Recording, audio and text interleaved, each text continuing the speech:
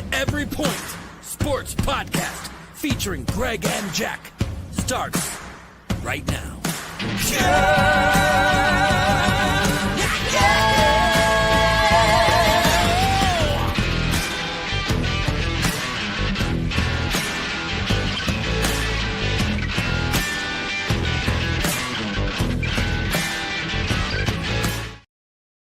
Oh, what is going on out there in the ether, everyone? This is Jack Stash and Greg, the old gamer, GK from Every Point Sports Podcast. I'll tell you what, just a quick shout out.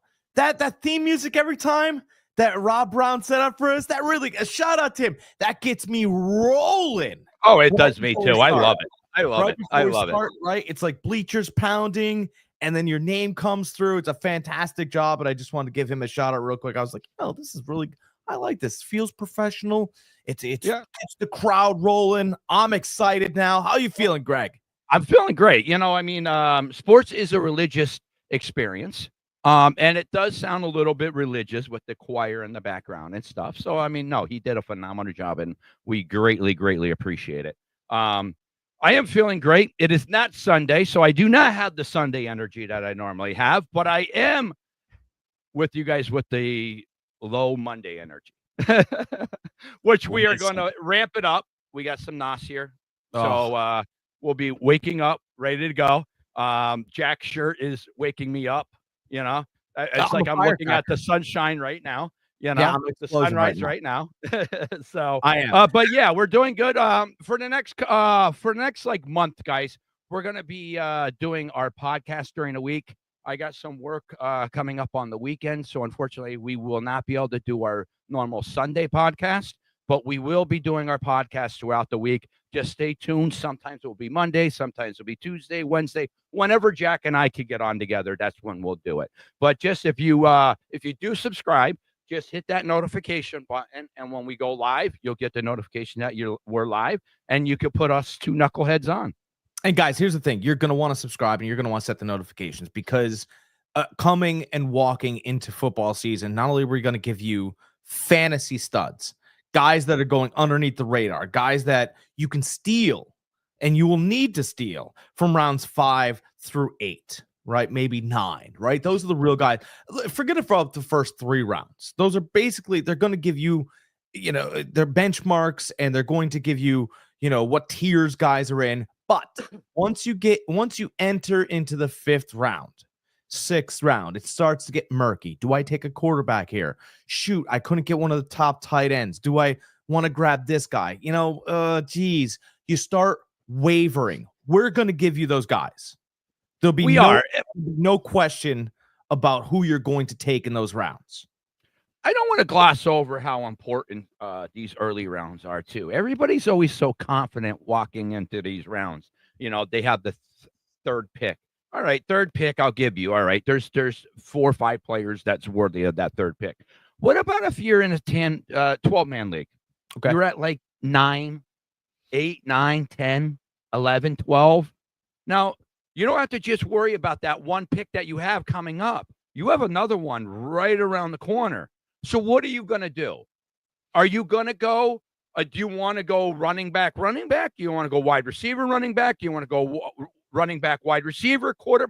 There's so many options. So I don't want you, I definitely don't want you guys to gloss over something like that. And that's another thing Jack and I will talk about, what the best scenario in those cases are. Those cases, you kind of have to pick by what is happening.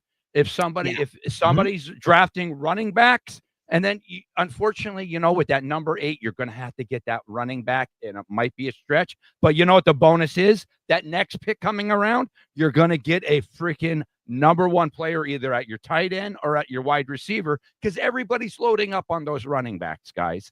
So those are things you need to keep in mind. Nobody even understands in fantasy football what the job of the first pick is to do. Everybody thinks it's to take the best player, and it's not. It's not. It's not to take the best player from last season. That's what everybody does. They go, well, they had a great last year, and they're just going to repeat it. That's the worst thing you could do, and you're going to do it. Everyone in your draft is going to take Saquon Barkley first. Just like the year before, they took Christian McCaffrey first, when I begged you all not to. Begged, pleaded, cried. You all did it. You all did it. But no. You're sounding like Donald Trump right now. All right. Yeah. No, you're giving you're giving right information, but not the right, correct information. The reason why he didn't have a good year last year is because he was hurt. No, it wasn't because of his performance. He wasn't on the field to perform. Actually, it was because of his workload the prior season, which I kept talking about. You can't take 420 carries. And his that Achilles, the tendonitis that he had nothing to do with the workload. My point is this: when Eddie George had a monster season, what they did is they waited for the next season to come. He was on the Madden cover, and then they drafted him first.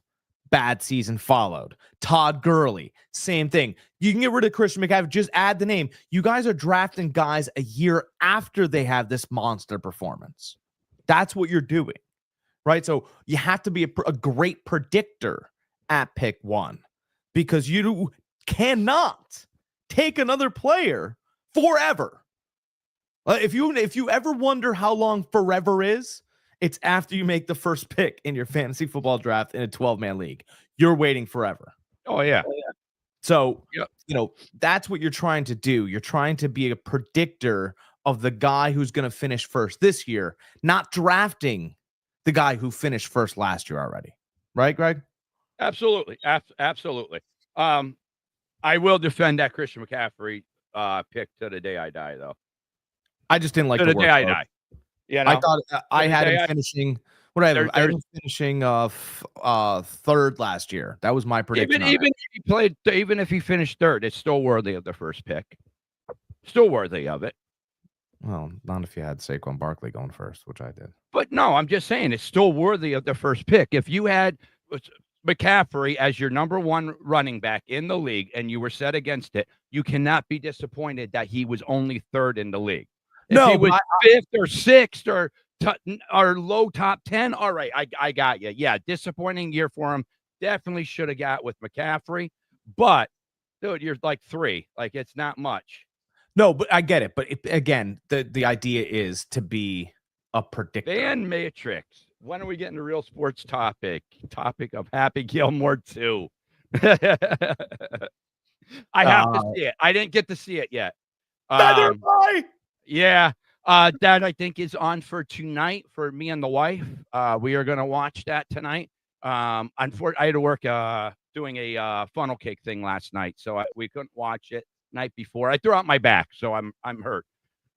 So some nights I feel like watching something. Sometimes I feel like sleeping. So why don't tonight? I think we're going to. What's that? Why don't we get to we'll get to some real sports topics in a minute because I only came here to talk about one player today. That's it. I'm telling you. All right. We'll go back to the sports stuff. But anyways, Van Matrix, I will be watching Happy Gilmore 2. I will be streaming Warzone probably tomorrow. And what's tomorrow? Tuesday and Wednesday. Tomorrow and Wednesday. So if you want to hear my review, stop in. The whole idea, what we were just talking about, right? Fantasy football is to be a predictor. Yeah. Let's hold on. Let's go. Let's get beyond fantasy football. We will. But the whole idea is to be a predictor. Yes. Right. Life already happened over here, and you're trying to predict what's going to happen in the future. That's why you draft these guys in certain spots. And I have been a predictor for weeks and weeks and weeks, just screaming about how good I project Nick Kurtz to be, haven't I? I mean, just to the point of annoyance. Right? What did I say? A couple weeks ago, I go, you could compare Nick Kurtz to. I think he's going to be as good as Aaron Judge. I've said that, and I said people can laugh at me. Well, who's laughing now? Not me. No, because Nick Kurtz over his last 42 games has a 327 average, 15 doubles, 18 home runs, 45 RBIs, and he's the only player since Barry Bonds to have a slugging percentage over 1,000 in a month. Dude's an absolute monster, and just a couple nights ago, he went 6 for 6 with 4 home runs. They're calling it a top 5 baseball game of all time. Mm-hmm. His rookie season currently, if he didn't play the rest of this year, currently is comparable to Ted Williams. Boston fans might know who he is. I've been banging the drum for this guy for weeks. I saw he went 6 for 6 the other night, and I just couldn't believe it because I predicted it. I kept begging you guys to watch the A's, and that's what we're doing. We're trying to get 6'5", 240, Lancaster, Pennsylvania, big Amish baby, and he can hit the ball everywhere. He's exciting. He's hitting doubles. He's hitting home runs. He could single-handedly drive this A's team into the playoffs. I just want to put it out there in case they're 14 games back at first. They just swept the Astros. The Rangers are fine, right? The Mariners obviously have some momentum because their pitching staff is back. But if the Mariners and the A's can move up through that division. Well, and the Mariners have, what's his name, too, who's having Cal a killer year. Raleigh, yeah, who's having a killer year as a catcher. We'll talk about him in a little bit, too. He hit his 41st home run the other day. Yeah. Guy's on freaking fire. I mean, guys, if this was, how many years ago was that? 20 years ago, the steroid era? Yeah. 25 years ago? Yeah. Dude, this guy would be posterized on ESPN every day. You don't hear about him.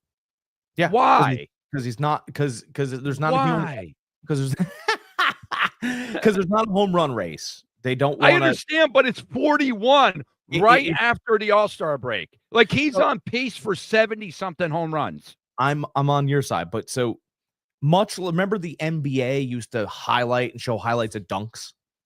Yeah. And now the NBA has shifted to the 3-point shot as being their highlight reel, if you will. So baseball has shifted from the home run to the stolen base, almost in the same fashion. So that's the answer to why, I believe. I don't know, but I'm guessing.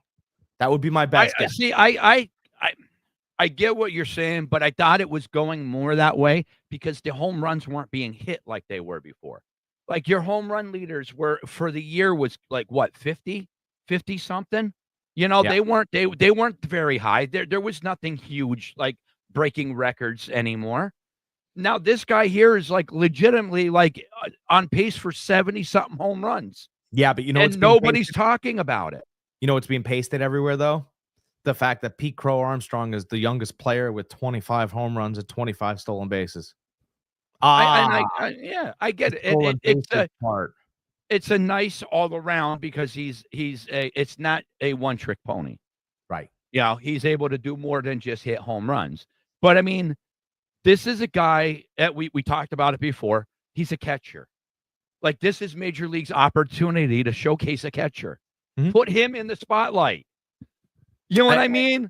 Like you have your first basemen that are superstars. You have your shortstops that are superstars. Center fielders that are superstars. You know, like those are really those are your main positions that you have your superstars. Like let's showcase a catcher. Let's put him up on a pedestal. Let's see what happens. And you know what? They don't. Here's the craziest thing. They don't. Do you know who's got the most World Series of all time? Not the team, the player.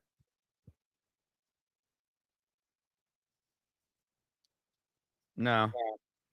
Yogi Berra. Catcher. Yep.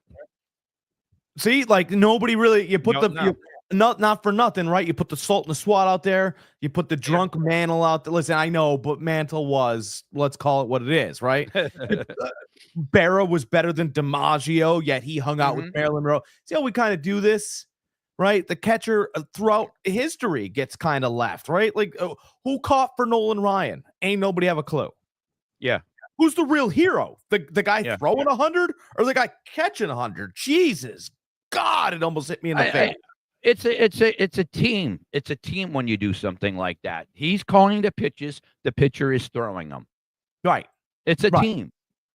But I mean, It's basically an offensive coordinator calling the plays on the sideline and the quarterback throwing it. That's pretty much what they're doing, and the catcher isn't getting any credit.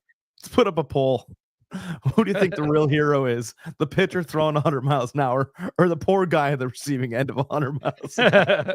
I'm just saying, the whole time the guy's like, ow, all right, throw a curveball. No, throw another heater. Oh, you want to throw another heater? Well, I'm done catching the heater, sir. Throw a curveball. Like, it's this whole, who's on first argument. Yeah, I think that the catcher deserves a lot more credit. Historically, I just think that Major League is missing out on a prime opportunity here with this one particular player in this one season. Well, we had the conversation just a week ago. I feel like maybe it was 2 weeks ago. MVP, Raleigh or Judge. Yeah. Mm-hmm. Now it's Raleigh. I mean, Judge is banged up. The team is sliding. Toronto looks like the front runner in that division. They put Judge on a 10-day IL, in case you guys are wondering, because they were going to send him for Tommy John surgery. That is now off the table. Okay. But the 10-day IL is like, the starter plan for you to go on the 60. Mm-hmm. When he comes back after his 10-day break, do you think that elbow is not going to be hurting him anymore? It's going to be still hurting him. It's going to be still hurting him. And he has to throw from the outfield. And they said under no uncertain terms will he be moving to first base to save the elbow. I don't know why. Either he's not athletic enough to play first base, or Boone's an idiot. Mm-hmm. So you guys can decide. I know there's a lot of people out there that believe he's an idiot anyway. He's definitely smug. Oh, he definitely is. Who's the Yankees' first baseman? That they don't want to move off of him. They have Ben Rice plays there sometimes. Ben Rice can move around. Ben Rice also, he's a designated. They have him designated. I picked him up in fantasy in a couple spots. He's a designated catcher. So he can obviously pick up the days for which Wells isn't behind the plate. And then you could kind of move Judge around a little bit. Mm-hmm. I think, or you know what? DH him. Have Stanton take the field. Stanton sat for half the year. If you move Judge to the DH, I mean, I could run this team better. It makes me furious that you're not going to try and save a guy. His ankle's a little banged up. If Ed Reed's ankle was banged up, I'd run him at safety instead of cornerback. That way he doesn't have to backpedal as much. I mean, this isn't hard. But for Aaron Boone, it's very difficult. Mm-hmm. It's like the A's, right? Here we go. We were talking about athletics earlier and how good Nick Kurtz is. Now, I was watching the A's late night because I was enamored with Jeff Wilson at shortstop and Tyler Soderstrom. Boy, these guys are some good young players. Lawrence Butler's fantastic, right? Some good, fun, young, youthful players. And then my alarms went off in my head because they took Soderstrom, who's playing great at first base, and they went going left field. Greg, he was batting .320. And they moved him to left field. He was head of the infield. All of his buddies were there. And they said, you're going to move. We're going to call up this guy called Nick Kurtz. And I went, who the hell is him? Look at this guy. And then they gave his statistics in AA, and they said that he was a fourth pick out of Wake Forest in the draft. And I went, all right, I'm going to pay attention because there's no way you move a guy with Soderstrom's talent to left field if this guy isn't special. Yeah. And he struggled a little bit early, but you can see him starting to pick it up and pick it up. And then you're like, oh, that's an opposite field double. There's another opposite field double. Oh, that's a home run. That's a this. And he's putting it together at the higher level. And all of a sudden, now you have a team that could do something. And I feel like the Yankees have opportunities to do this. Move your guys around. See what your strengths are. That way, when you come into August, you're not, pigeonholed and bookended into this lineup for which you can't stand. Yeah. You have more versatility. Sorry, I'm yelling, but I'm not sorry. It drives me crazy because it happens every year. Every Yankees fan should sit outside the stadium with furious anger and just pick at this team or stand there with fire Boone or something. Because every year The Phillies start off the same, right? They're a little slow out of the gate. Yeah. Guess what they're doing now?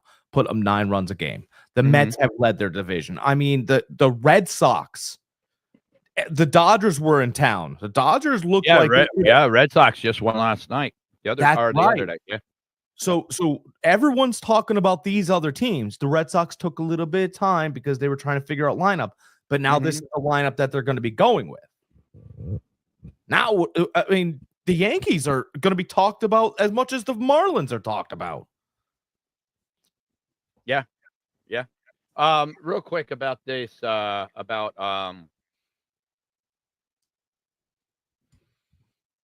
Kurtz. Oh, he's awesome. Yeah, he since he has been came in, I forget when he came in, but he's only April played 23rd. He was called up. I have that. Okay, April 23rd. Since April 23rd, he's played in 67 games.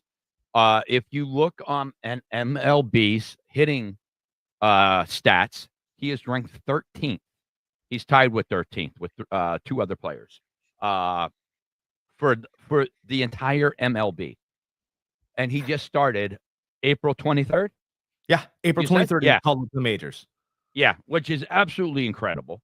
Now, if you go over to your where you could really dial in, you could change from year to year or first base and all that. Change it to first baseman and look who's your number 1 first baseman in Major League Baseball. Who is it?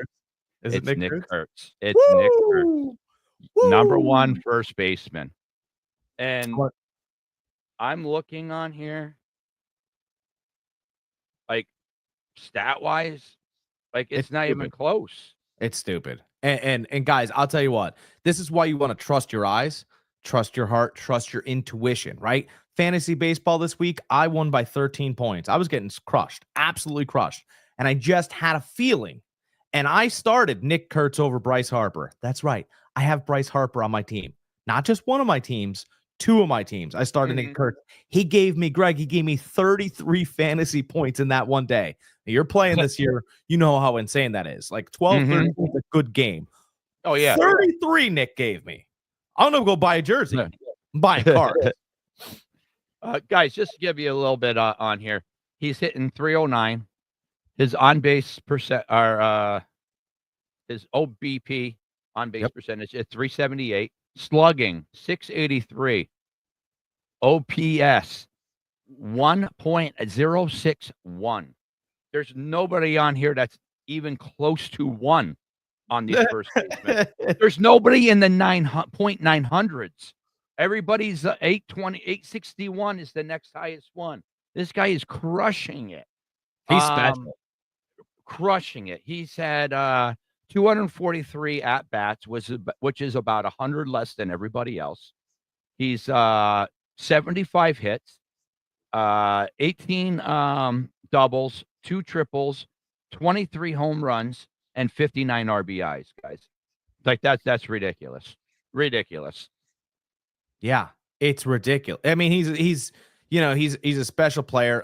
Jeff Passan will give him a shout out on X. He posted, never in baseball's 150-year history has a player finished a game with at least 6 hits, 6 runs, and 8 RBIs until Nick Kurtz. His 19 total bases ties Sean Green's single game record, and Kurtz had 1 more RBI. There's a genuine argument it is the best game ever. Wow. Yeah. That's Jeff Passan. Like he is a baseball aficionado, and he's like, look, I've been in the record books all day. I can't find it, guys. Like, it's insane. And by the way, that 1 double that he hit, if he didn't hit it in that little key of the corner in Houston, that would have been a 5th home run. Yeah, we talked about it before we came on. His last home run he hit that day, he hit that out of the strike zone. He actually chased that. It didn't even look like he hit it hard. It looked like it was going to be like a single or something. Just made a little contact with it. Next thing you know, it's out of the park. And, I do want to say this. Like, I've been comparing him to Aaron Judge, but and that's all well and good. But let's be let's be real about this. That's a Babe Ruth game. That was the kind of game to where, and you obviously have to put together a career, but he's kind of like 6'4" and 250, and he's from Lancaster.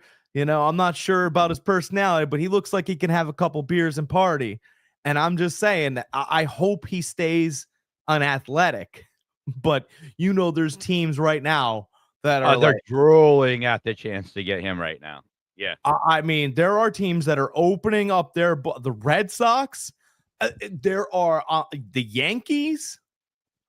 I mean, here's a real question. I know you're not going to. I know you're going to say no, but right now, currently, would you trade Judge for Kurtz? It's a real question because you got to look forward here. I mean, you can't. You can't. I know, but I'm that guy in the boardroom when we walk in. Oh, I know. You've known me for a long time here. I'm the guy that you go, oh my God, he wore that shirt today. He's going to say something ridiculous. Fantastic. Jack, you have the floor. Let's get this over with. And I go, now Kurtz for Judge, and people go, oh, and you're the only guy probably in that room, maybe two others, where I gain momentum, and you're like, no, guys, we really have to have this conversation. He's 6'5", he's 240. He's I don't even know if you have that conversation, but it's enough to pause. To pause, but not enough to have the conversation. He's just too young, too unproven, and Judge has done too much.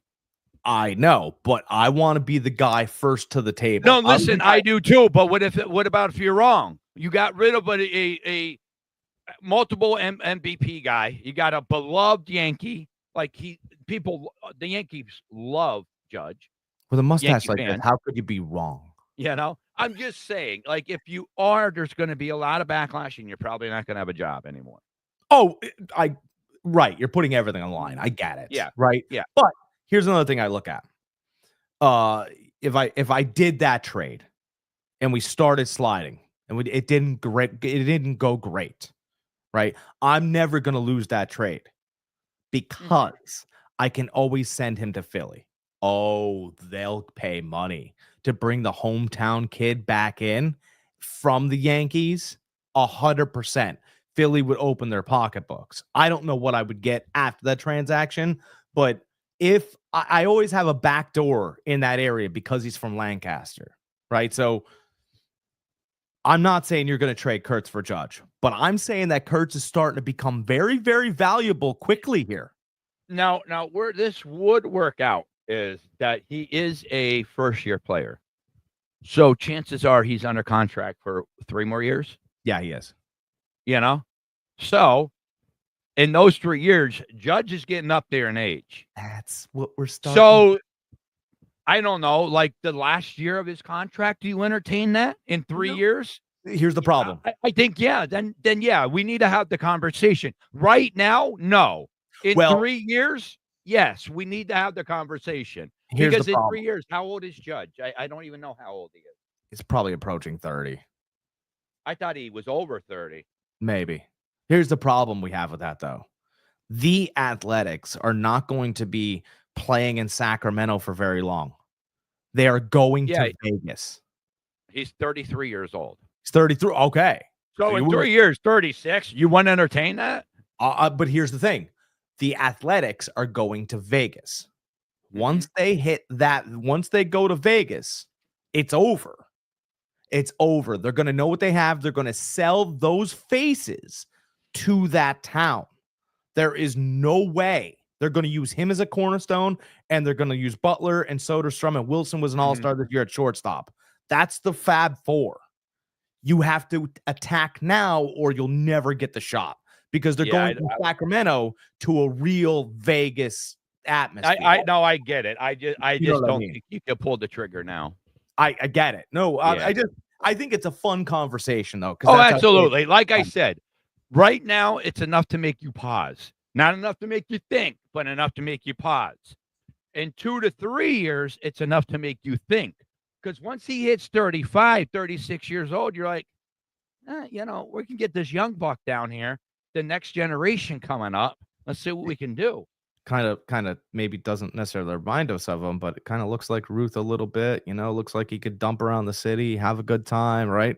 And Judge has been good, but that elbow is starting to bother him from the right field. And we can move Rice out there and put Kurtz at first. Hey, we could do that. I'm just saying there could be real conversations had in New York after they fire Boone. And I mean, he comes back over to the East Coast. He's only he's only like 4 hours away from his home in New York. Because Lancaster's only like 3 hours from here. We're like an hour and a half from New York. If I was Philadelphia, I hate to say this. If I was Philadelphia, but I'm gonna say it. Because I don't, whatever. It's our podcast, right? That's right. We can say it. I'd move Schwarber for him in a second. Okay. I would move Schwarber for him in a second and then I would move Harper back to the outfield or something like that. Harper's too good of a hitter. He can hit basically everything, and he's the heart and soul. Can he play the outfield? Yeah, he played the outfield for before. No, I mean, I know he did before, but can he still? Like, he's getting up there. I know, and that's the real thing. So, who's their DH? Oh, God, it's not good at all. I mean, do you possibly move him to DH then, Harper? You could do that. Yeah, there's he's there for his bat, not for his defense. Yeah, you're right. Yeah. I mean, and that would be silly. I'm not trying to take. By the way, let's not make this about trading Kurtz from the A's. No. We're me and Jack. We're from Pennsylvania. We're just fantasizing. You bringing the kid back home. That's it. Or if you bring him up to New York. That's it.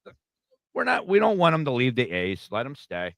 Yeah, he's had a better season than Reggie Jackson's rookie year. Yeah, the October man, baby. I'm telling you what, this Kurtz kid, I love watching him. I really do. I have a great time. I can't wait till they move to I can't wait till the Vegas move though. I really can't. I'll buy you a hat. I think it's going to be good for them. Yeah, they need it. Again, Oakland's become a tough place to live over time. And I mean, even the Warriors moved out of there. They built their stadium on the other side over in San Fran. Across the bridge. It's become a tough place to live. And unfortunately, if it's a tough place to live, it's a tough place to go see games. And the community has taken no ownership in and they really should, because I mean they lost 3 sports teams. You lost the Oakland Raiders at one point. Mm-hmm. You lost the Golden State Warriors, and now you lost A's. So you lost 3 sports franchises. You guys were Oakland. You guys were no major city. You guys should have considered yourself lucky that you guys had anything there to begin with. Yeah, and what's interesting is that everybody makes fun. Oh yeah, well at least we're not Detroit. Oakland is. Yeah. Oakland's worse than Detroit. Like the Tigers, the Pistons, like the Lions, they've been bad for a while. Yeah. Didn't lose their sports teams. No. Just saying. Like Detroit could be a punchline. That's fine. They lost. But they lost the car industry. Whatever. Oakland lost. They saw their sports teams. Oakland lost their self-respect. Anyway. Yankees have a true. The Oakland's true claim to fame is Moneyball. That's it. That's their claim to fame is the Moneyball. Well, here's what they made it popular. Is that the Yankees have the most World Series. Mm-hmm. After that, it's the Cardinals. After that, I believe it's a 3-way tie, and one of the teams is the Oakland Athletics. Yeah, but it was so long ago that nobody knows about it. Everybody knows about Mr. October. Reggie Jackson won 2 World Series before the Yankees paid him in Oakland. Raleigh Fingers, World Series. Vita Blue, World Series. I mean, they had some monster teams out there that nobody, recognizes, and they just, it's sad they blew it. But this athletic team is a lot of fun. Mm-hmm. A lot of Ace teams are a lot of fun. Even if you go back to those Moneyball teams, they were fun. They were fun players. You know, they were guys that everybody, discounted on or checked out, checked the box. Oh, they're done. They can't do this. They can't do that. It was a collaboration of a bunch of just weird people. How about the Bash Brothers? Yes. Mark McGwire and Jose Canseco? Mhm. I mean, again, we talk about everybody loves the Yankees, the Red Sox, stuff, right? They talk about all these teams. None of them had Canseco and McGuire. I think they No. both had a season where they hit the 40 home runs apiece. Mhm. I mean, that's worth the price of a ticket. And back then is when they did promote the long ball. Yeah, Now, if that happened, it would be swept on the rug. It'd be like, oh, but did it really happen? Did they really hit 40 each? I don't know. It's interesting though. You're right, but it is very. It does kind of give me the scent of what the NBA did. You don't see a dunk highlight ever now. Do they not dunk it anymore? They do. You just don't see the highlights. You don't see. Remember Lob City, Chris Paul and Blake Griffin, right? Oh, yeah. You wouldn't see that now. No one cares about it. I don't know why, but they, shoot the three ball. I guess I don't know. It's fine. It's fun, but it is different for that reason. Yeah, no, absolutely. I'm fine with the way the NBA won. I mean, we've seen all the dunks already. Let's just cycle through this time of the league with the 3-point, and then the dunks will be back in a couple years. It's just how it goes. Yeah, it's true, and that's exactly what's going to happen with and the steals are fun. The steals are fun, and at the same time, it puts more significance on the catcher. So, and I have no problem with a sports organization highlighting another statistic that they want to push. I don't either. Yeah, I don't either. That's fine. Like it might be something that you and I don't necessarily like in the beginning, but once we start talking about it and watching highlights, it's like, okay, I could see it. I could see why they want this. So it's exciting. I love the steal. Like I think you told me you put this analogy like a home run. It's two people. The person throwing the ball and the batter. A stolen base is like how many people? Like there's more interaction with the team, with the players. So baseball was looking a couple years ago, obviously to speed it up, but they didn't think that was going to help. They were looking for a quoted action play. Yes. So the home run involves a pitcher, a catcher, and a hitter. That's it. Maybe the fans, depending on where it goes, right? So that's 3 players, right? But a steal, pitcher, catcher, batter is kind of in the way. Then you got, the second baseman, and then you have the shortstop and then you have the guy stealing the base, 5-6 players. So it's a greater action play. By the way, more players if the guy's leading off of first and he gets busted.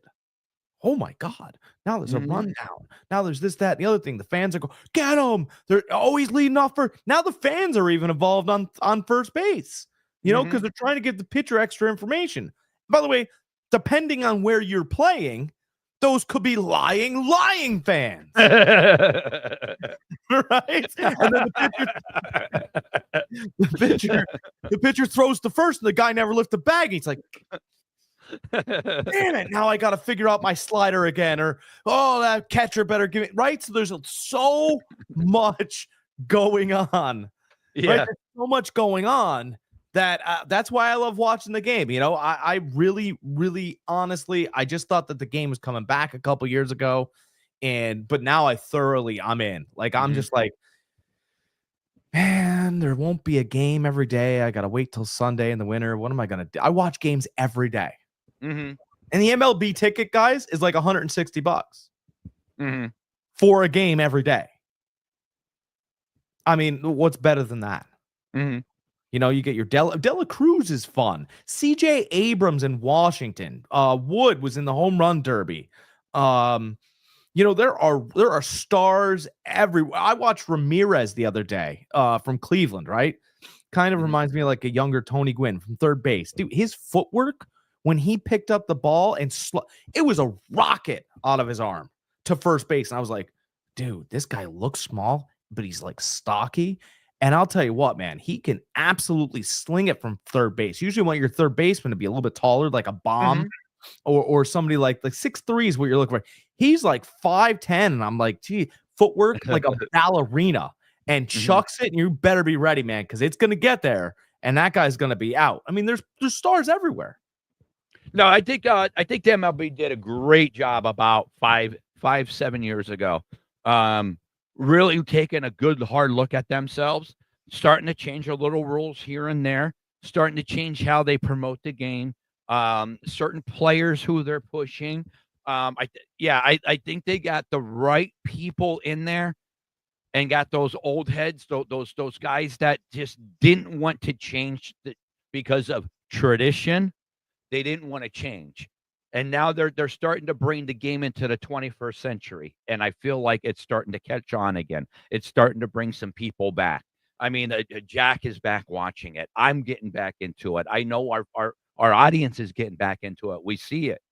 I love Jerry West. I love Pete Maravich. I love all the black and whites, and I love the Kareem Abdul-Jabbars and the Magic Johnsons and the Larry Birds, right?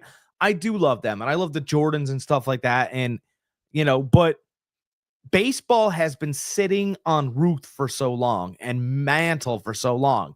And when they got a King Griffey Jr., they never did it. They did a fine job, but it wasn't a masterful job of selling him. And then, the McGuire Sosa thing was probably the best salesmanship that they did in years, right?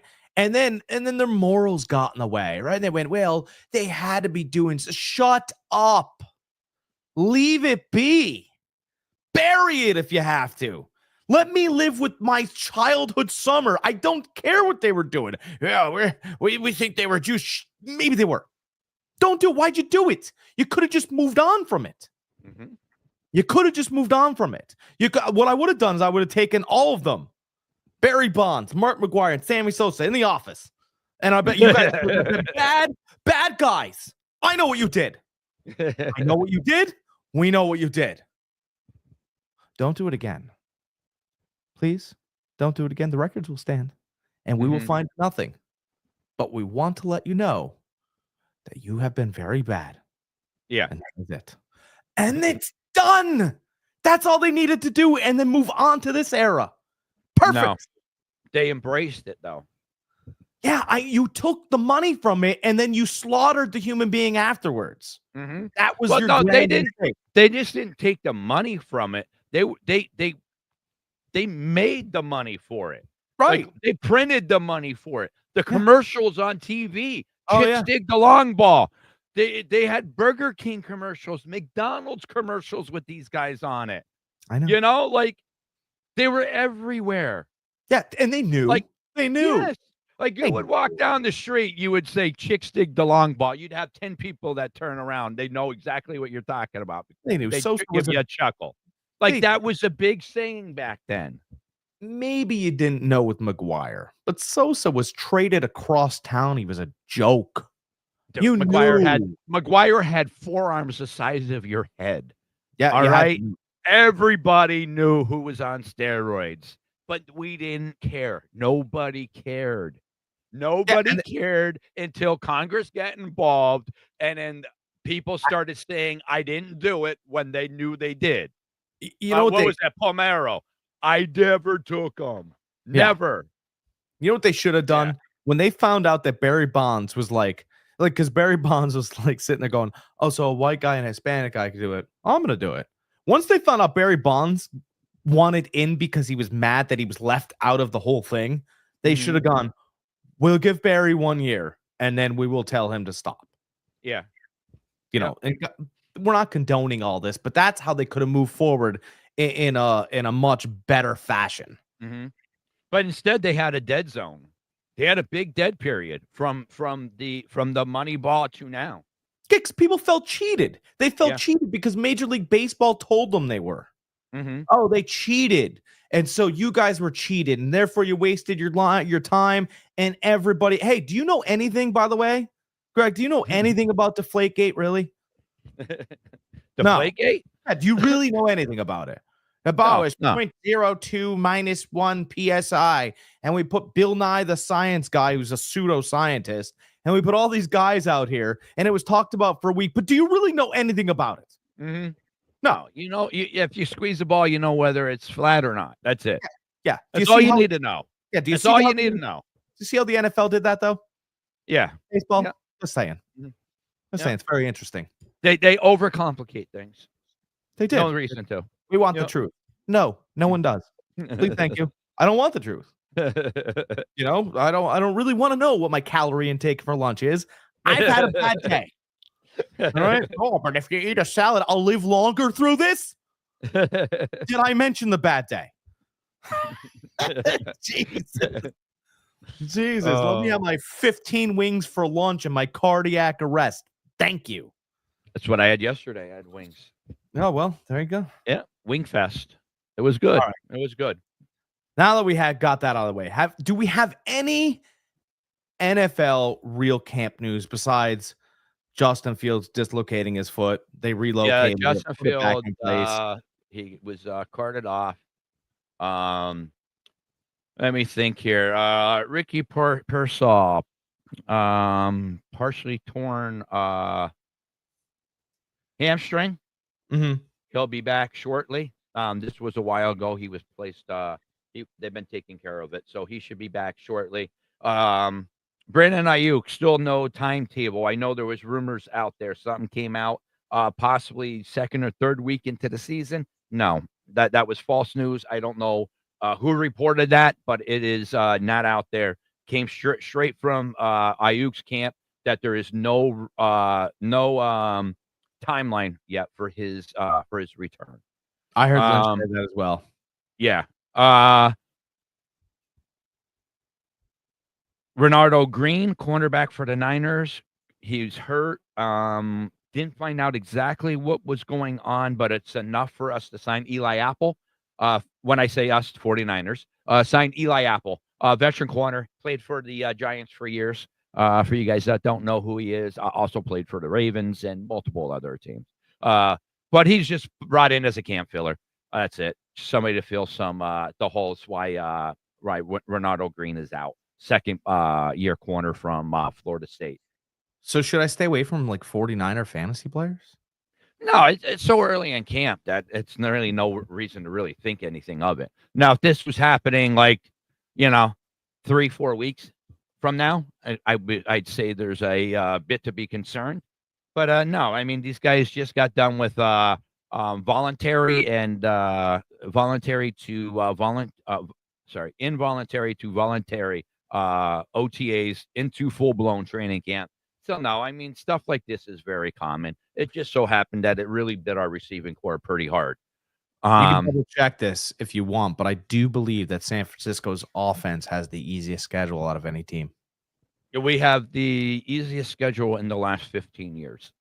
Fine. Then we're good, right? Then we're chilling. That's the stuff you guys need to look. I understand the injuries are happening, but if you came out of the chute and you had Baltimore, Pittsburgh, and some other juggernaut, you'd be in trouble.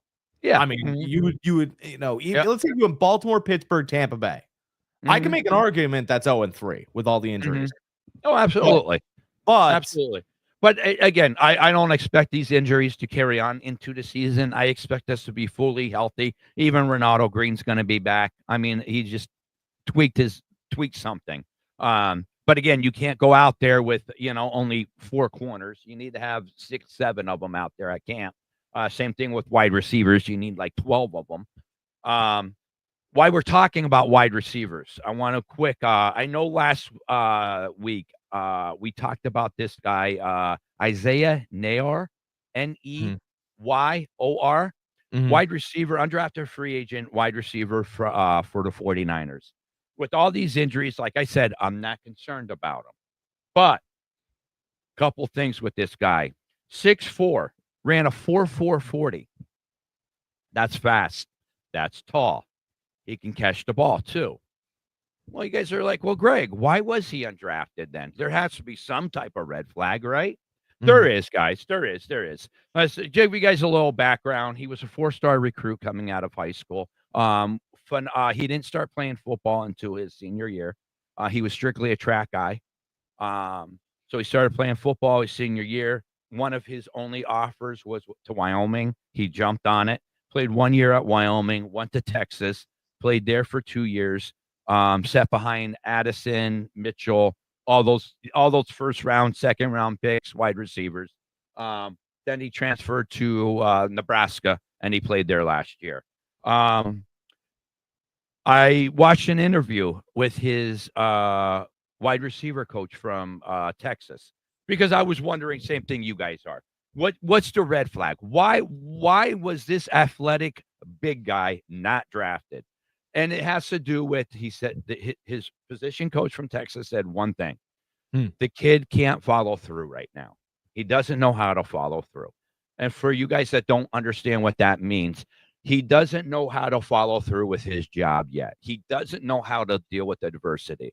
He had 3 first-round picks, 3 second-round guys in front of him. Instead of working harder, his coach said, to try to dethrone one of those guys, which is what you want, he pretty much got in a shell and bottled himself up until he could transfer out of there. So, I mean, that shows, to me, that's a character thing.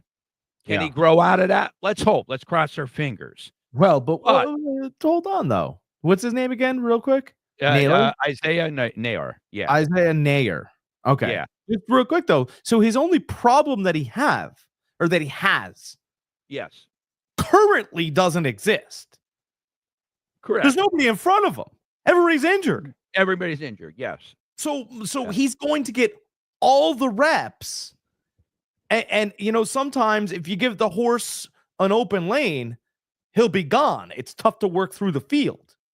Okay. I'm just saying, that's quite interesting. And this is where I want to go with this, is that Kyle Shanahan isn't the best person to rookie wide receivers at all. He doesn't like to play them. He has especially has a stick up his ass with them. He really does. Yeah. But during practice, and all these 49er content creators came out when this happened. So it's a huge, huge deal. Don't let it gloss over what I'm saying. Is one of the plays at practice, Kyle called a shot play for him. He doesn't call a shot play for rookies. He called a shot play for him. It was a touchdown. The guy toasted the cornerback, one up, caught the ball, ran it in for a touchdown. Huge, huge, huge play. So, I mean, that there kind of, if he's able to keep doing that when Kyle gives him those opportunities, I'm not saying, guys, draft him, anything like that. I'm just giving you a name to watch out for, especially if there's a couple injuries during the season like there is right now. So he's got, let's put this the way I'm looking at this, right? He's got Terrence Marshall Jr. talent. Yes. But if you get bogged down in a situation where you're dealing with 5 different quarterbacks and all this other, and then you're working through all these guys, he can end up with Terrence Marshall Jr. production. Exactly. And be out of the league before you know it.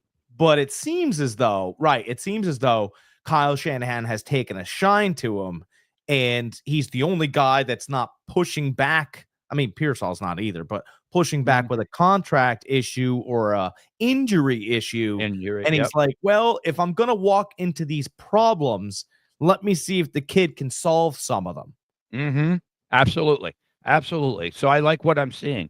Juwan Jennings, I didn't see what injury he had, but he did not practice. And it's not because of a hold-in. He did that for 2 days, and then he started practicing again. Then he got banged up, so he's not practicing because he's banged up right now. Has nothing to do with the contract. He's just banged up. And that's why these guys are getting their opportunity. A Cowling, second-year wide receiver. Another guy, banged up hamstring. These guys, Kyle's patience with these wide receivers are going to wear thin very, very soon. What's your best quality as a player or as a worker? Being available. Yeah. If you're not available, it doesn't matter how great you are. You can make every ridiculous catch in practice that in the world that is jaw-dropping. You could do 20 of them in practice. But if you can't play a game, what good are you to the team? Yeah. And that's pretty much where Kyle's going to get to. Yeah, I mean, the one guy that I'm so intrigued about, and I haven't heard anything about him, and you know, I know there's some difficulties out of camp already and all these other things. The The player I am most intrigued on right now is DeAndre Swift. Mm-hmm. Because great year in Philly, then got a contract in Chicago. Chicago was what they always have been. But the last time DeAndre Swift had a really good year, besides in Philly, was in Detroit. Mm-hmm. His offensive coordinator was Ben Johnson. And so I think it's interesting because the only player that Ben Johnson knows that can get some movement, that knows his scheme, he can get him outside, is DeAndre Swift. No, and I totally agree, and he's going to be his guy right now. He's going to be the guy he's going to lean on. I think DeAndre Swift has been a very good running back when he's giving the chance. It's just that sometimes he could get dinged up and somebody could come in and you know it. Like, I'm sorry, if you have another running back that comes in and does just as good, you're going to lose some carries. No, I get it. But, I do believe that DeAndre Swift could almost, we won't put him in that same category, but I think that he can look much like Gibbs does in that offense. And I do think, here's another prediction I have real quick, is that I do think that, Caleb Williams is not going to be this great pocket passer. It's just not what he is. Ben Johnson's going to figure out how much of it he can deal with and then move him and move the pocket and all these other things. But I do believe that there is going to be, sleight of hand and stuff like that. I think that DJ Moore could have the most rushing yards of his whole career this year. End arounds, faking to Swift, going to Moore. They almost look like he could be like the Percy Harvin Joker of that offense. That's just for the first time ever, DJ Moore could really become unlocked here. Oh, absolutely. And especially with the stuff coming out of camp where Caleb Williams is playing more under center. Because, I mean, that's where your end arounds come around with the guy if he's under center. Misdirection, Yeah, I did. But those are two, I'm thinking more and more about DeAndre Swift. And like, dude, he's going in the 9th round. Mm-hmm. I mean, I know we love our first and second round and third round players and all this other stuff. Oh, I wanted to get this out there too. Just let the idea marinate. Last season, Ladd McConkey, I think, had 82 receptions as a rookie, 1,300 yards, and 7 touchdowns. And his NFL comp is right around the Julian Edelman area. Mm-hmm. Okay. That would put what he did last season at where he's going to be. Mm-hmm. So that's his average. That's what he's going to give you. And just a heads up, Julian Edelman used to be drafted anywhere from the 5th to the 8th round when he was in New England putting up those numbers. And everybody's drafting McConkey right next to Bucky Irving. Now, Bucky Irving's numbers were good last year, but I think he only had 1,100 yards and like 8 touchdowns. But he wasn't the starter all year. That's right, which means the number could go higher for Bucky Irving. I'm expecting it to. I like Bucky this year. I do. I am too. I'm expecting Bucky Irving's numbers to go just a bit higher, while Ladd McConkey's numbers kind of just stay flattish. That's how I'm feeling at the current moment. Real quick, since we're on the Chargers. Okay. I want to talk 2 things real quick about them. Oh, I know what you're going to say. You guys all know how I love Harbaugh. I have a man crush on him. Can't help it. It's become 2 things came out. I think it was last week. Harbaugh said that he wished that everybody could play up to Herbert's standards. I thought that was pretty interesting. Yeah. I guess Herbert's having a hell of a camp. That's what I've heard. He's really killing it out there. I contribute that a lot to Harbaugh. They call him the quarterback whisperer for a reason. And I'm going to give another example of this. This is the second thing I wanted to talk about with the Chargers is, I don't know if anybody know, but the 49ers drafted Trey Lance with 4th overall pick a couple years ago. Didn't work out for us. Cowboys brought him in. We traded him over there for a fourth-round pick. Didn't work out over there either. Even in practice, you seen him throw the ball. He was very erratic. Couldn't hit anybody outside the seams. Didn't even look like he belonged in the NFL. Really didn't. All right. Listen, I seen what the guy could do during the draft process. I knew he could throw the ball. It's just what the hell happened. All right. Harbaugh gets a hold of him. I watched him during practice. The guy's hitting on the outside, left and right, hitting wide receivers in stride now. Like, the guy's looking like a quarterback. Is that the backup the yes. Well, he's probably third string right now, but he's going to eventually maybe work his way into that second string area. But I just want to, I'm not saying this because he's a former 49ers quarterback. I just want to point out how valuable I think Harbaugh is to Herbert as a quarterback whisperer. If he can do this amount of change with Trey Lance just in this little bit of offseason that he's had with him, like, imagine if he would have drafted Trey Lance, what he could have been. Well, or possibly what he could have been. You know, I think the difference between Harbaugh and Shanahan is that Harbaugh will give you a chance to make him tired of you. Mm-hmm. Shanahan becomes tired of you very quickly. Shanahan is a snob. That's what he reminds me of a rich, snobby kid. That's what Shanahan reminds me of. Whereas Harbaugh reminds me of a guy that I would see at a bar and want to have a beer with. Yeah, I'd rather play for Harbaugh, I think, and that's part of, you know, San Francisco's. Maybe you'll have a decision in a few years. I don't know. Because if he doesn't win a Super Bowl, he's starting to wear thin. Mm-hmm. I've been to a few. That's great. Like, yeah. I'll make a prediction right now, and it's going to sound crazy, but it's my hot take before everything really gets off. I don't think Kansas City wins their division. That's a good possibility. Really, I don't think they're good enough. Everybody keeps all these commentators and so-called experts on TV is hanging their hat on this offensive lineman that they drafted, this Smith guy. The guy's not going to be ready this year. The guy might not ever play football. That's why he dropped as far as he did. He was by far the best left tackle coming out. Hands down, the best left tackle coming out. But his injury was so bad that there was a slim possibility he would never play football again. I think Kansas City had the last pick so far down. They're like, you know what? Why don't we take a chance? If he comes back, he's going to be one of the best left tackles to play the game. Let's try it. It's a gamble.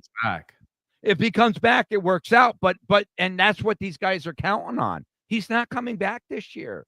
I think the best team in that division is Denver. And I'm not a big Sean Payton guy, but it is what it is. And their tackle right now is Moore. He played for the Niners last year. He sucks. He's not.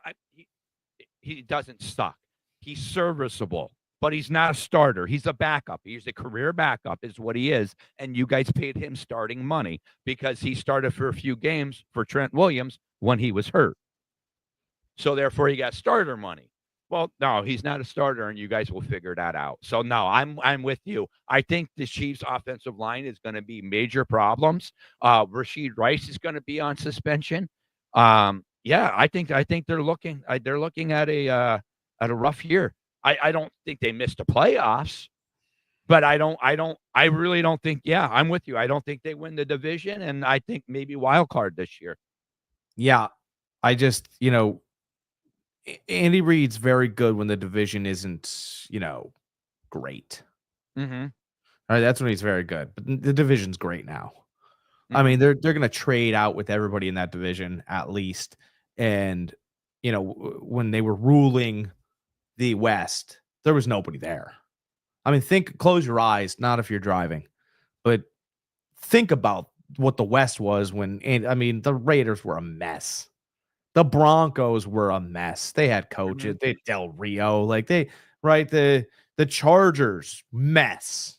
Right? Brandon said they were going on 4th and 6 when they were winning the game. They could kick the field goal, went up by 9 in games. That's what these teams were doing. Mhm. I hate to repeat it, but it's just a fact. And now you're coaching in arguably the toughest division, and Andy Reid's a nice guy and he's a great coach, but Sean Payton's a killer. Harbaugh's a great coach. You know how determined Pete Carroll is? Pete Carroll is so determined that he chews gum for 48 hours. He's I will defeat the gum. That's how determined he is. He just chews gum for it. Like, I will chew this gum until the gum disintegrates. That's how determined Carroll is. Raiders did release their second best player on defense too, Christian Wilkins. Yeah, but I wonder why. Injury. And supposedly he had a fight with somebody at practice, which led to his dismissal. Oh no, what did I read about him? He had an injury and they wanted him to play through it. Yeah, and he wouldn't. Yeah. And he's like, no, he goes, my foot's still bad. I still need it. He needs a surgery. And they're like, oh, it's not that bad. And he's like, I'm out of here. You're crazy. Yeah. His foot hurt. He's a big man and his foot hurt. Yeah. Yeah. And he's 310 pounds, defensive tackle, 6'4". He's huge. I read the story and I thought to myself, well, geez, why would a guy forego $30 million? Mm-hmm. Oh, well, if he can't walk, it's kind of a big deal. Rumors Patriots are interested in him. Vrabel came out and said that they would love to have him there. Yeah, so. I mean, he'll have other opportunities, but, these teams will evaluate him and they'll go, oh, you need surgery. Yeah. Okay. Not really a problem, child. You just you had to hobble to the buffet. Well, no one. Yeah, he's just not going to get the 120 million that he got from the Raiders. Yeah, and he didn't care. He just wanted to be well. Mm-hmm. So and he came off back-to-back nine sack seasons with the Dolphins. So he kind of deserved that money. It's tough for a defensive tackle to get sacks like that. They're gobbled up a lot of times by double teams. That's why your ends get most of your sacks. Yeah. Oh, I mean, that's their hired guns, right? Mm-hmm. Oh, yeah, absolutely. Absolutely. I mean, Warren Sapp used to get double and triple team all the time. All the time. What did I get in this week, Greg? What did you get in? I got in. Oh, you got graded. Yeah, graded to, where is it? Hold on. Can't find the camera. Mint 9. Very nice. Ezekiel Elliott, Don Russ, Elite. The Elite, I got that in. I love this card. Look at that. Paul George. Yeah. Yeah, that's very sparkly, very glittery. Glitterly. And I got in. The wife would love that. She loves sparkles. This rookie prismatic card. Stained glass behind. Listen, if he can finally come back, you'll be all right. Oh, I think. Oh, Brian Thomas Jr. There's yeah. No, I mean as far as Paul George. Yeah. Paul George. I was looking over here before. I was trying to find a little. I have a Bucky Irving card laying around here somewhere, and it's a silver rookie prism card, Bucky Irving, but he's gone. I can't find him. So I'll put him on a milk carton and help me find my Bucky.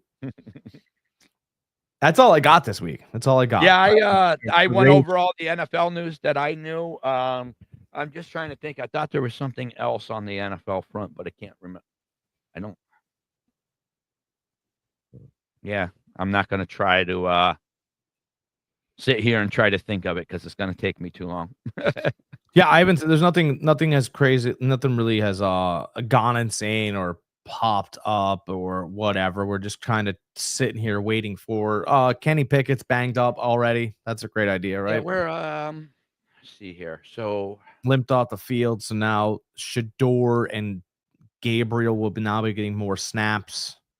And they'll get more in the snaps no matter what, because Flacco's not going to take every snap. He's seen every snap ever. So I think Pickett was getting most of it, and now it'll be Flacco and the collective.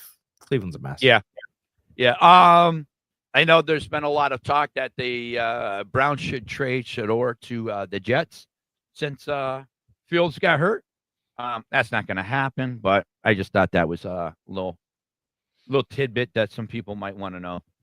Yeah, it's not going to happen because the Jets drafted a quarterback. People don't know. They drafted that Yeah. quarterback out of Florida State. Mm-hmm. You know, the year where Florida State wasn't supposed to do anything, Yeah. he drafted that guy. Mm-hmm. Yeah, So, he just didn't do anything last year because he was hurt. well, right. They were still coming off that injury. But I Yep. mean, if Fields goes down, clearly this guy can galvanize troops that don't think they're going to do anything. He did it Yep. at Florida State. Mhm. What was it? Jordan Travis, I believe his name is. Yeah. Yep. Mhm. Yep. So, Yeah, yeah, he won. He went to head with Jalen Daniels, and actually he was beating him at halftime that game. But Jalen Daniels came back because he got hurt right. in that So, game. what are we talking about? You know, and they were going back and forth, back and forth. Like he was showing he was just as good as Jalen Daniels. So, And that's the kid on your bench. yeah, I actually forgot about him until you said something. Yeah, actually, it's funny. I ripped one of his rookie cards a week ago, and I went, "That's where you went." Yeah. Yeah. Okay. Yeah, I totally got forgot about him. That there was no talk of him at all. Nothing. And he did. He had they had an undefeated year that year. I Got got screwed out of the playoffs. yeah, I got him. I got him from Florida State, and I just bought this is crazy. I just bought this last night. I bought a DJ Lagway, the starting quarterback for Florida, Mhm. number to 25 auto. That's if he hits, it's a stupid card. I thought Jordan Travis retired. He did. He retired to the Gents bench just for a minute, though. He did. He retired to his couch. Did he get drafted or was he an undrafted free agent? I'm pretty sure he got drafted to the Jets. Yeah. I don't think they would have. I don't think they would have made a card of him. Maybe they would have, but I don't think they would have. And I don't want to run around and try and find it here, but I can't even find my Bucky Irving. I got to put Bucky on a milk carton now. Bucky, what happened to Bucky? I had him right here. That's what's crazy about this. Hey, he was the quarterback for Louisville, transferred to Florida State. Yeah, and it's the second year. It says he's Yeah. retiring. Did it really? Yeah. Jets second-year quarterback Jordan Travis retiring after consultation with medical experts. What it was? Yeah, 24-4 in the club. He retire after being medically advised to do. Travis didn't play a game after being selected in the 5th round. So he was selected in the 5th round, 2024 draft. Didn't play a game. Yeah. Yep. All right. So he is retired. All right. Well, Yeah. 5th round. Yeah, I don't think. Yeah, they Yeah. wouldn't. So Panini wouldn't have made a card of him if he didn't. So maybe I'll find out what his address is and I'll send him the card. That was in April. He retired. Yeah, it was an older article. Yeah. Oh, that's cool though. I think he would want one of it. So if he wants, Yeah, if April 30th was the article. I would love to send him his rookie card. That would be great. I would definitely. No, I'm serious. How cool would that be to send him his own rookie card, right? Like, hey, man, just so you know, you put this in whatever you want. You don't have to sign it. I don't want anything from it. But, here's your rookie card. I ripped it in a pack. I think that'd be cool. I'll try to Jordan Travis, send your address to this podcast. I'll send you. I'm being very serious. I will send his rookie card. I'd want mine. Make him sign in. Make him sign it. Well, I mean, I would. I would, but some signs are better than others. Like I got a bunch of Deshaun Watson cards here. I'm gonna have his accuser sign. Have his accusers. Yeah. Oh, Miss Linda Thompson, I have something for you. See him? Remember him? Starts crying. I go, no. I just want you to sign this. That way the card's valuable. Oh boy. Right? Sandra O. Davis. You might remember this man. This is his prismatic. It was very special. It's prismatic rookie. It was when he was something. I know he's something different to you. Could you sign it? Would you mind signing it? I'll be arrested. Oh boy. All right. Well, yeah, I think that's about it for this week on that note. Oh my God. We always end in terror from me. Yeah,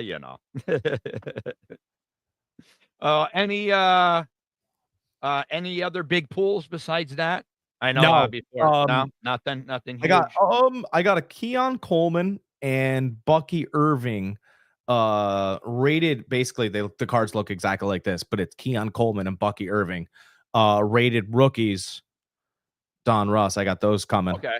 All right. So I bought those ones, and I've got an Allen Iverson numbered to 60 on the way, and I got a Dirk Nowitzki numbered to 150 on the way. Sweet. So, all right. Yeah. All right. I guess on that note, guys, we will see you back here next week. It's either going to be back here Monday or Tuesday, one of those days. We'll let you know. Nick, I'll really do that. I'll really have his accuser sign his cards. All right, guys. As always, be excellent. And subscribe. That's right.